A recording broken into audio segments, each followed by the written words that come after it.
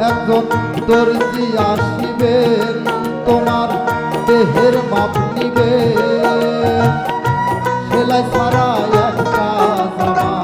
তৈয়ার করিবে তৈয়ার করিবে তারপরে গোসল করাইয়া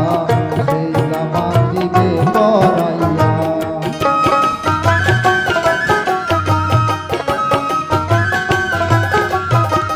তারপরে গোসল করাইয়া